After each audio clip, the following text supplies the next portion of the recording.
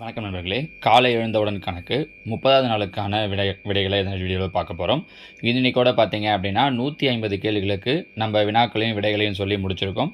இந்த 150 கேள்விகளை ப்ராக்டிஸ் பண்ணீங்க அப்படின்னாலே உங்களால் டிஎன்பிஎஸ்சி ஆகட்டும் டிஆர்பி ஆகட்டும் நிறைய வினாக்களுக்கு ஈஸியாக ஆன்சர் பண்ண முடியும். சரி வாங்க, இதில் 146வது கேள்விக்கான விடையை பார்க்கலாம். ஆல்பர்ட் ஒரு ஸ்கூட்டரை ரூபாய் 4700க்கு வாங்கினான். அதை ரூபாய் 800 கொடுத்து சரி செய்த பின் ரூபாய் 5800க்கு விற்றான் எனில் அவனது லாப சதவீதம். 4700 கொடுத்து வாங்கியிருக்காரு, 800 ரிப்பேர் பண்ணியிருக்காரு. அப்படின்னா இது ரெண்டும் சேர்ந்தது தான் அடக்கு விலை. 4700 800 ஆட் பண்ணுறோம் அப்படின்னா 5500. அப்போ என்ன அர்த்தம் அப்படின்னா அவர் வாங்கினது 5500 அர்த்தம். 5500 வாங்கி 5800 விற்றுருக்காரு அப்படின்னா லாபம் தான். அவங்க அதனால தான் லாப சதவீதம் என்னன்னு கேட்டிருக்காங்க. அப்போ பாருங்கள், வாங்கினது 5500, அவருக்கான லாபம் எவ்வளோ கிடச்சிருக்கு? 300 கிடச்சிருக்கான்னு 5800 விற்றுருக்காரு. சதவீதம்னு கேட்டதால் இன்ட்டு 100%. அப்போ கேன்சல் பண்ண முடியுமான்னு பாருங்கள். 0 0 0 0 கேன்சல் ஆகிடும். இங்கே கேன்சல் பண்ணிங்கன்னா 11 5 55, 6 5 30 0.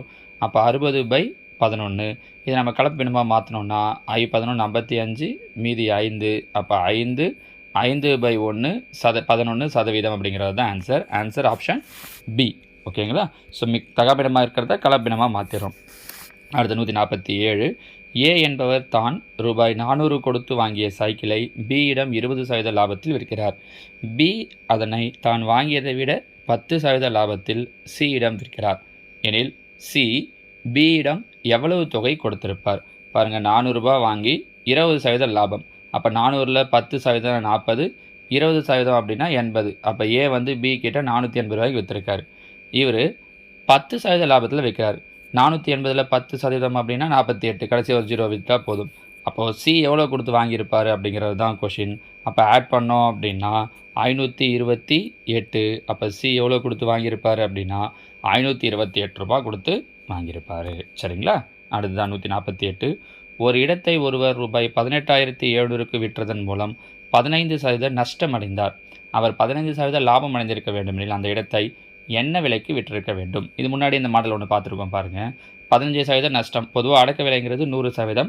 இங்கே 15% நஷ்டம் அப்படின்னும் போது அப்போ 85%. கரெக்டாக 100ல் 15 போயிடுச்சுன்னா ஸோ 85%ங்கிறது 18,700னா 15% லாபம் 115%ங்கிறது எவ்வளோன்னு கேட்குறாங்க. அப்போது 18,700 85%ங்கிறது 18,700. அப்போ பெருக்கல் இருக்கிற 85 இந்த பக்கம் வந்தால் வகுத்தல் இன்ட்டு அவங்க என்ன கேட்குறாங்கன்னா 115%. ஏன்னா லாபம்னு கேட்டதால் ப்ளஸ் பண்ணிக்கிறோம். இப்போ கேன்சல் பண்ண முடியுமான்னு பார்க்குறேன். பண்ணலாம் பாருங்கள். 5ஆம் வாய்ப்பாடு 1 5 5 மீதி 1 7 5 35. இங்கே பண்ணிங்கன்னா 2 5 10 மீதி 1 3 5 15. இப்போ 17ஆம் வாய்ப்பாட்டில் அடிக்கலாம் பாருங்கள். 1 17 17, இங்கே 1 17 17 மீதி 1 1 17 17, 2 0 இருக்கிறதால 2 0 அப்படியே வந்துடும். அப்போ 23ஐயும் 1100ஐயும் பெருக்குனா போதும், 2 0 அப்படியே வந்துடும். அப்போ பெருக்குனீங்க அப்படின்னா 25,300. ஆப்ஷன் சி தான் இந்த கேள்விக்கு உண்டான சரியான விடை. சரிங்களா? அடுத்த 149. அடக்க விலைக்கும் விற்ற விலைக்கும் உள்ள விகிதம் 4:5 எனில் லாப சதவீதம். இது அடக்க விலை, இது விற்பனை விலை. எப்பவுமே லாபமோ நஷ்டமோ நம்ம எந்த விலையை வச்சு தான் சொல்லுவோம்னா அடக்க விலையை வச்சு தான். அப்போ அடக்க விலை 4, 5 ரூபாய்க்கு விற்றுருக்காங்க. அப்போ நான் எவ்வளோ லாபம் கிடைச்சிருக்கோ அதை மேலே போடணும். 4 ரூபாய்க்கு வாங்கி 5 ரூபாய்க்கு விற்றா எவ்வளோ லாபம் கிடைக்குது? 1 ரூபா.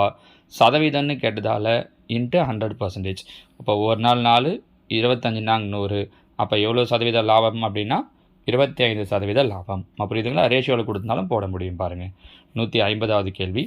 12 பேனாக்களின் அடக்க விலையானது 8 பேனாக்களின் விற்பனை விலைக்கு சமம் எனில் லாப சதவீதம். ஸோ இந்த மாதிரி இத்தனை பேனோட அடக்க விலை இவ்வளோ விற்பனை விலைக்கு சமம்னு சொல்கிறாங்க அப்படின்னாலே கீழே இந்த மாடலில் மட்டும் என்ன பண்ணணும் அப்படின்னா கீழே எத்தனை பொருள் விற்றுருக்கோ அதை போடணும். 8 பொருள் விற்றுருக்கிறதால அதை கீழே போடுறோம். ரெண்டுத்துக்கு டிஃப்ரென்ஸ் என்னவோ அதை மேலே போடுறோம். 12 8 போயிடுச்சு அப்படின்னா 4 சதவீதம் அப்படிங்கிறதால இன்ட்டு 100%. ஒரு நாள் 4, 2 8, 2 2 2 10. அப்போ 50. ஸோ எத்தனை சதவீத லாபம் அப்படின்னா 50% லாபம். சரிங்களாம்மா? ஸோ இதோட 150 கேள்விக்கான ஆன்சர்ஸ் முடியுது. இதெல்லாம் திரும்ப ப்ராக்டிஸ் பண்ணி பாருங்கள். ஆல்ரெடி நான் 20 கேள்விக்கான பிடிஎஃபையும் உங்களுக்கு கொடுத்துருக்கேன். இப்போ இந்த 30 கேள்விக்கான பிடிஎஃபையும் நான் கீழே டிஸ்கிரிப்ஷனில் தரேன், ரெடி பண்ணி அதையும் கூட திரும்ப பிரிண்ட் எடுத்து வச்சுக்கிட்டு ப்ராக்டிஸ் பண்ணி பாருங்கள். சரிங்களா? அடுத்ததாக இன்றைக்கி நாள் 31க்கான வினாக்கள். இன்னையிலேருந்து நான் என்ன பண்ணலான்ட்டு இருக்கேன் அப்படின்னு சொல்லி பார்த்தீங்கன்னா 2 நாளைக்கு ஒரு டாபிக் அப்படின்னு பிரிச்சுக்கலான்னு இருக்கேன். ஆக்சுவலாக முன்னாடி போட்டிருக்கிறது எல்லாமே டாபிக் வைஸாக தான் போட்டிருக்கோம். முன்னாடி ஆரம்பிக்கும் போது தான் ஒரு சில நாட்களில் டாபிக் இல்லாமல் கலந்து போட்டிருந்தோம். அடுத்தடுத்து போட்டது எல்லாமே டாபிக் வைஸாக தான் போட்டிருந்தோம். இனி அது ஒரு ஃபார்மேட்டாகவே என்ன பண்ணிடலான்னு இருக்கேன் அப்படின்னா 2 நாளைக்கு ஒரு டாபிக், அதாவது ஒரு 10 கொஷினுக்கும் ஒரு டாபிக்னு சொல்லிட்டு நமக்கு என்னென்ன டாபிக்லாம் வருதோ அந்த எல்லா டாப்பிக்லேருந்துமே பிரித்து உங்களுக்கு கொஷின்ஸாக போடலான்னு இருக்கேன். ஏன்னா அப்படின்னும் போது உங்களுக்கும் ப்ராக்டிஸ் பண்ணுறதுக்கு இன்னும் கொஞ்சம் எளிமையாக இருக்கும் அப்படிங்கிறதால. ஸோ அதில் நம்ம இன்றைக்கி என்ன பார்க்குறோம், என்ன டாப்பிக்லேருந்து உங்களுக்கு கொஷின் கொடுத்துருக்கேன் அப்படின்னா எல்சிஎம் அண்ட் HCF, மீபோமா மற்றும் மீபோவா, இன்றைக்கும் நாளைக்கும் இந்த டாப்பிக்லேருந்து நான் உங்களுக்கு கொஷின்ஸ் தரேன். இதில் பாருங்கள் 151 2 எண்களின் எல்சிஎம் மற்றும் HCF முறையே 4284, 34.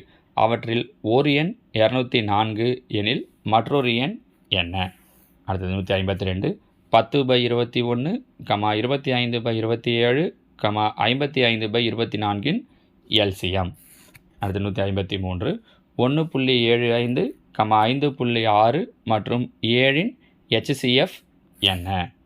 154 இரு எண்களின் விகிதம் 15:11, அவற்றின் HCF 13 எனில் அவ்விரு எண்கள் முறையே.